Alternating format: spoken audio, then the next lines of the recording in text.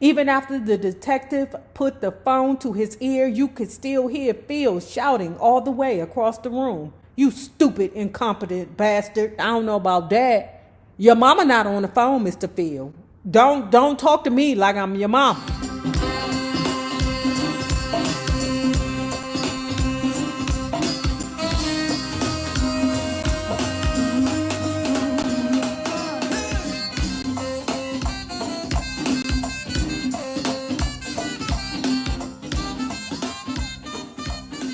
If you have not already done so, please remember to like, share the Facebook, subscribe, and visit uptopbeauty.com for this Hilda hat. We have them in black with the white flower, as you see, and also black with the black flower, and it is adjustable. And if you are not already a part of this book club, please hit the Patreon link below and or the join button here on the YouTube, and for a small monthly fee of $5, you babies, yes you, can be privy to all the shenanigans before the YouTube gets it, if the YouTube gets it. Now, let's continue talking about Be My Baby by Ronnie Spector. Y'all, it's getting good, y'all. Besides, I knew Phil's romantic side, which is something most people never saw.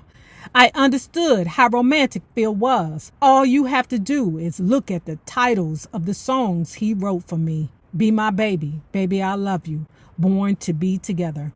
My romance with Phil lives in those records. It was in June 1964. Phil had just gotten the test pressing of Do I Love You, and he wanted to come over to my house to play it for me.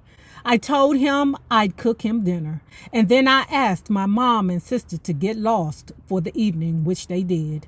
They both knew how much Phil meant to me, and he was one guy my mother trusted completely. After dinner, Phil and I went into my room to play our new record. I sat on the bed while Phil set the record up on my little portable record player. Pause. That night they did the hoochie coochie. But what I'm confused about is, why are they doing the hoochie coochie in her mama's house, in her room that she shares with her sister, when he got a whole penthouse? Phil and I made love for the first time listening to that record. And every 2 minutes and 50 seconds, Phil would reach over from the bed and lift the needle back to the beginning of the record. They upstairs in the room. Ronnie could hear her mother coming into the house. She gets herself up. She run downstairs. She a little tipsy because, of course, Phil bought her some wine. You know what them niggas do. Okay, let's get her a little loosey-goosey. And she run downstairs and she like, "Oh, Phil's still here?" "Yes, mama. I love him. He's the love of my life." Phil come down too.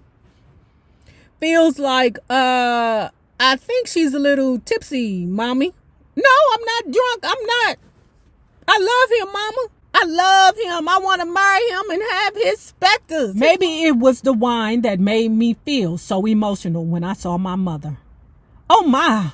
Oh, Mom," I cried. "I love him. I really do." She must have looked pretty surprised because Phil walked in a second later and tried to make excuses for me. "Oh, Mrs. Bennett," he said, "I think Ronnie had a little too much wine tonight." "No," I argued. "It's not the wine. I do love you. I do." "Now, Ronnie," my mother said, lecturing me, "don't start moving too fast. You haven't even started anything yet." Now, the mama don't know that they was upstairs fucking, but I'm sure, come on, girl. "Don't start moving too fast. You haven't even started anything yet. And you're trying to overlove this man already." The key word, overlove. Overlove. Overlove. I disagreed. But I didn't say anything. Phil just smiled. I'm pretty sure he was enjoying this little scene. It was only after Phil and I started making love that I found out just how insecure he really was. That's when he first started joking about his looks, saying how the two of us reminded him of Beauty and the Beast. I never saw Phil as a beast, and I was always telling him how handsome I thought he was. But he never listened. And I know a lot of it had to do with his hair loss. Phil first started losing his hair around the time we met. In fact, there's a picture that was taken when he signed us in March of 1963, which also was the first day I ever saw him wearing a toupee. It was so obvious if you knew him, but he still went to great lengths to hide the fact that he wore wigs even when we slept together. Me is a person that has no edges. You know, I work on them daily. I do what I need to do to try to keep them as full as possible. So I don't have a problem with a balding man or a man with, pressure pill problem. After we do our foreplay, he'd get up from the bed and make sure all of the lights were out. That way I couldn't watch him when he took his hair off. Then he'd stumble into the bathroom in the dark so he could rub that acetone solvent all over his head. You say what? You mean to tell me that he had to rub nail polish remover on his scalp in order to take the damn wig off? That's why his ass went crazy. If you rubbing the stuff that takes nail polish off on your scalp, you think that shit ain't gonna seep into your brain? It was the smelliest stuff in the world, but I guess it was the only thing he could use to get the toupee glue off his scalp. Through this whole period, Phil insisted on being secretive about our relationship whenever we went to a hotel, which I thought was silly. He was my producer and my boyfriend. What did we have to hide? But that was Phil's way. And you just didn't question it. There was one time, though, when all his damn secrecy almost got me arrested. Before I get to one thing, let me talk about this. You know how you have people that you work with or people in your life that is just easier to just move around than to face them head on? Fuck it, I don't want to have that conversation today because I don't feel like arguing. That's what I feel their dynamic is. In order for me to have a good day, I'm just not going to say nothing to them. And sometimes people get so stuck in that rut that the relationship for 30, 40, 50 years play out like that. Where you like, I ain't in the mood today. And it's not that you scared of the person. It's just you just want to avoid the stress. Okay, that's the first thing. Moving on to when she said that she almost got arrested. Okay, so one day, Phil got a phone call at the hotel room. Okay, what's popping? We need you to come down to the studio. Phil hopped up. Hey, baby, I got to run down to the studio. When you wake up, just go on about your business. I'll see you later on in the day. So when she woke up, she got her stuff together and started heading towards the lobby of the hotel so that she could leave. Two men had grabbed her. One man on one side, one man on the other. She's saying to herself, what the hell is this about? I know Phil didn't leave this hotel without paying for the room. At first I was like, ooh, girl. Let's say at this point now in the book, he may be a little possessive, insecure, a little controlling, but his DICK is not dirty. The last thing I thought of was that he left the hotel without paying. Two men took her into a room. Look here, hooker.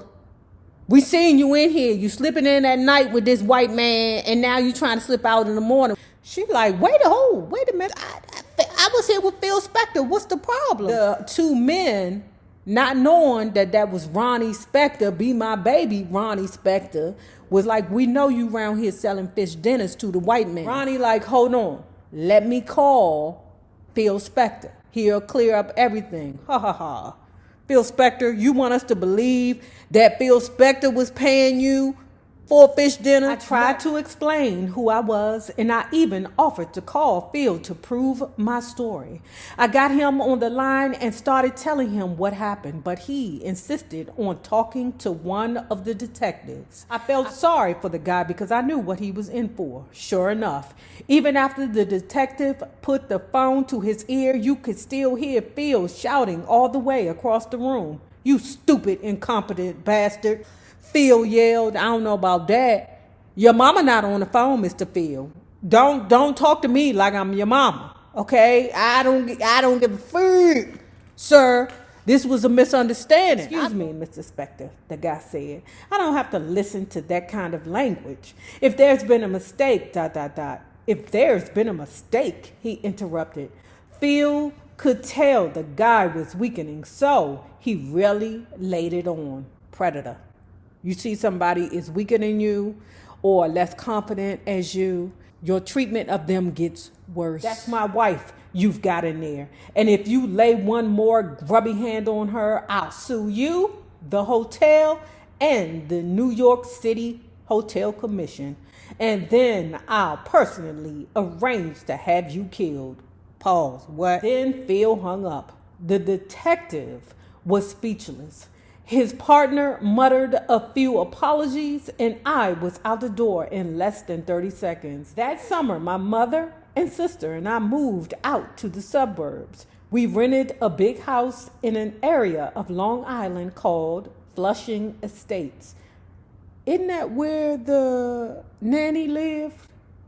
Flushing. We didn't like the suburban life very much, and we moved back to New York a few months later, but I'll never forget that house because that's where we lived when the Rolling Stones showed up for scrambled eggs. This was in June 1964 during the Stones' first trip to America. They hadn't recorded Satisfaction yet, so they were still pretty unknown over here. My mother was always nice to our rock and roll friends, especially the Rolling Stones, who usually looked like they could use a good meal. Whenever Mick or Keith came around, she would say, "You boys just come on in here and sit down."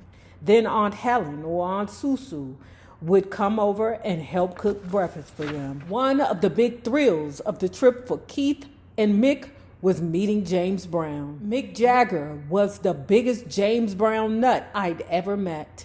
Keith and Mick finally got to meet their hero when I took them backstage one night when he was headlining the Apollo.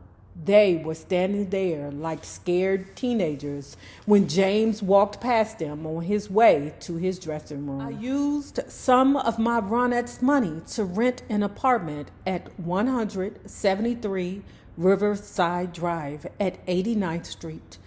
It was a beautiful place with more than enough room for Estelle, my mother, and me. The year 1964 was a great one for rock and roll. As long as you were English, you were okay if your name was the Beatles or the Dave Clark Five or Herman's Hermits. But if you were American, you couldn't get arrested. But the Ronettes were lucky. 1964 was actually our biggest year ever. Baby, I Love You was still on the charts in January, and we had 3 more songs in the top 40 that year. The best part of breaking up, Do I Love You, and Walking in the Rain. We probably made more live appearances in 1964 than any other girl group, except maybe the Supremes. Even so, I could tell that the pressures were starting to get to Nadra and Estelle. They loved being Ronettes, but it wasn't the same for them. They had steady boyfriends, and they were always talking about settling down and starting families. I wanted kids too, but show business came first. After a while, the grind of being a Ronette just started to get to Nadra and Estelle. I guess it was inevitable that jealousies would start coming out backstage. Ronnie, Estelle once said to me after a show, "Do you think you could hike your skirt up any higher out there? The guys in the first 3 rows spent more time watching your panties than they did watching us." Now, Ronnie's explanation for this is, okay, my skirt might be a little high, but I'm going to do whatever it is I need to do to entertain the men so they can keep buying these goddamn tickets. And y'all know this is true because ain't I around here slithering all over the Gecko Spector? Child, that's what we named him, Gecko Spector. Because he looks like Randall from Monsters, Inc. Gecko Spector. For some reason, Phil's jealousy seemed to get worse whenever we got to California. I remember going out to lunch with Phil and Herb Alpert. Do you know who Herb Alpert is? Okay. I know you know Biggie, Biggie, Biggie. Can't you see? Sometimes your words just hypnotize me. That was Biggie's song, Hypnotize. But what you don't know, for some of you cats that are a little younger, P. Diddy ripped off all the beats. The song that he ripped off for Biggie's Hypnotize was Herb Alpert's Rise. I mean, it is amazing. I'm telling you that Rise does something for you, just like that Summer Madness. Not Will Smithy's, but Kool and the Gang's. That Rise, baby, just open the sunroof or drop the top in the night air and just listen to that horn. Spector knew the magic of Herb Alpert's horn. I remember going out to lunch with Phil and Herb Alpert, who is a very good-looking guy. I don't know about that, okay? But them horns will make you drop your underwear. When we sat down at the table, Phil made sure he put himself between Herb and me. Every time I said a word, Phil would lean in front of me so Herb wouldn't have a chance to look at me. It didn't matter that Herb was always a perfect gentleman. To Phil, any man was a threat. I found that out when I made the mistake of going out to get a hamburger with Sonny Bono. I was at Gold Star with Nadra one night and I was starving. Sonny usually went out and bought us back stuff when we got hungry, like a bag of Fritos and maybe a couple of Pepsi Colas. But that night, Phil was busy in the mixing booth and nothing else seemed to be going on. So Nadra and I jumped in the car with Sonny and went out for hamburgers to a drive-in called Stan's. We were only gone for about a half hour, but when we got back to Gold Star, it looked like the earthquake had struck. There wasn't a soul in the studio, but all the music stands had been knocked over, and there were pieces of broken glass everywhere. Child, Cher intervened. She jumped out. It was like, y'all better hold up. Gecko Spector is on one. He done made all this mess in the studio. He mad about something, so watch out. Sonny, you know he's scary, because he like, I'm trying to make it into big time through Gecko Spector, but he pissed off at me because I just took his girlfriend to get a fucking hamburger. Now he mad. Philip is having a fit, but it was too late to get away because Phil was waiting for us in the hallway. Where the F have you girls been? Phil shouted. Nadra and I just stood there, staring at the veins throbbing up and down his head, too scared to say a word. It was my fault, Phil, Sonny explained. I just took the girls out to get something to eat. You're damn right it's your fault, he said to Sonny. You should know better. Then he turned back to me. And you should know better than to leave here without telling me. But I was with Sonny, I stuttered. That only made Phil even angrier. He grabbed my arm and pulled me into the studio where he could yell at me in private. What made you think it was okay to go out and get hamburgers with Sonny? My ass would have said because I was hungry, and ain't that your gopher? So I told him to go take us to go get some burgers from Stan's. What the hell? You really amaze me sometimes, Veronica. You just effing amaze me. Then he turned and walked away. He didn't say anything about it, but I knew he still would be steaming for the next few days. See what I mean? Remember what I said? That's the kind of person that kind of bullies you into submission. And it's not more so that you scared of him. It's just you just don't feel like that worked that day. But I had no idea what real craziness was until Darlene Love finally told me Phil's best kept secret.